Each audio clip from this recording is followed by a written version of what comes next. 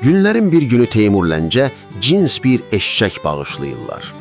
Teymur eşşəyi bəh-bəhlə tərifləyir.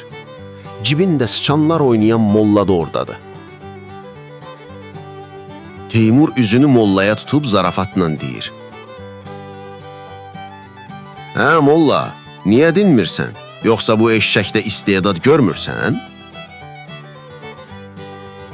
Molla fürsəti fövtə vermir. Niyə yoxdur, qiblə-i aləm, sağ olsun, bu çox zəkalı heyvandır. Mənə versəniz, buna kitab oxumağı, adam kimi danışmağı da öyrədərəm. Teymur qaşlarını çatır.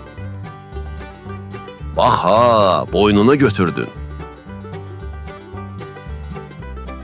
Sənə 5 il vaxt, amma öyrədə bilməsən, boynunu vurduracam. Molla razılaşır.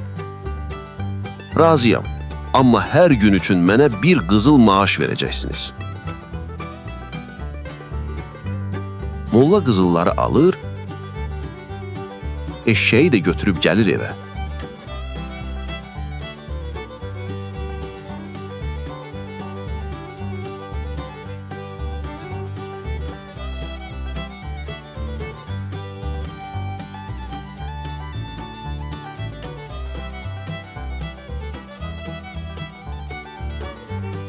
Arvadı bunu görüb dəhşətə gəlir.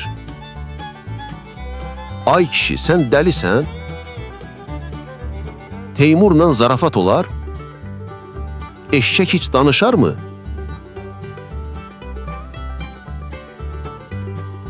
Beş ildən sonra başını kəsəcəklər.